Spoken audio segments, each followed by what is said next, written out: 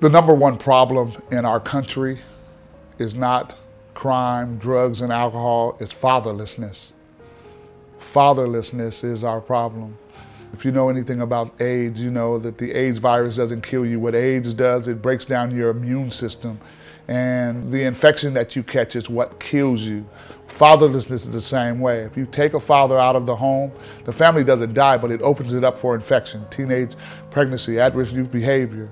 And what we have found out, based on my own personal experiences, is that if we can reconnect the father, re-engage the father, that the family has a chance. And that's what we try to do here at DADS. Without the male role model involved in our children's lives, we lose a lot of ground. And if you look at our streets today, you will see young men looking for positive role models, but they don't know what that is because they haven't received it from home. So our children need their daddies.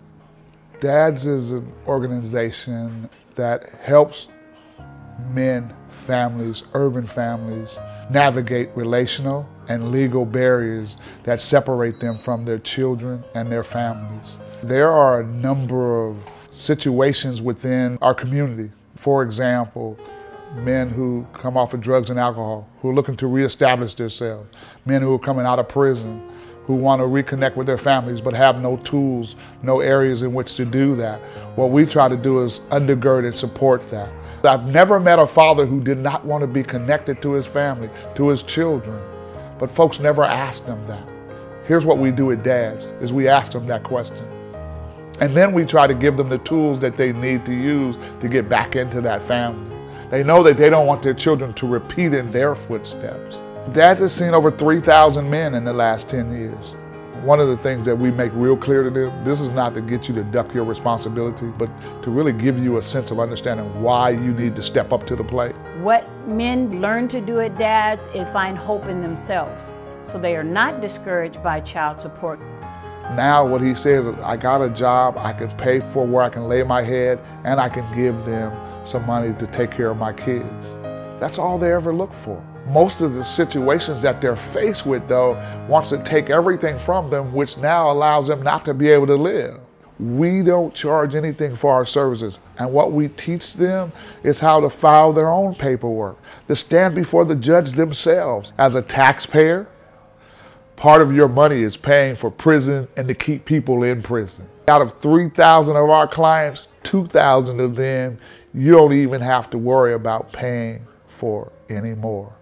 In one of our classes, we had a gentleman, a real clean-cut looking kind of guy. He talked about the 2 kids that he had custody of prior to going into prison, and that when he got out, that was his goal, to re-enter the lives of his 2 children. A few months after that, graduation took place for Rainier Beach High School.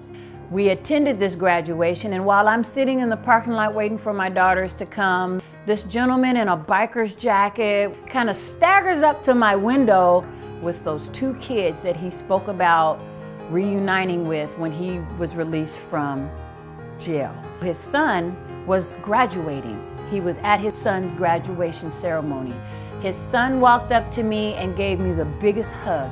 And the only thing he could say to me was, "Thank you for what you've done with my dad, to keep him safe and to help him return home healthy. We love our dad." He also had his daughter who reiterated that thanks and said, "We can't thank you enough. Our dad is a changed person. So we thank you." So from the kids' perspective, they were like, "We don't know where we'd be right now without our dad, and you helped him find his way back home." The bottom line of what DADS really does is brings the children's hope of them having a loving father back into their lives.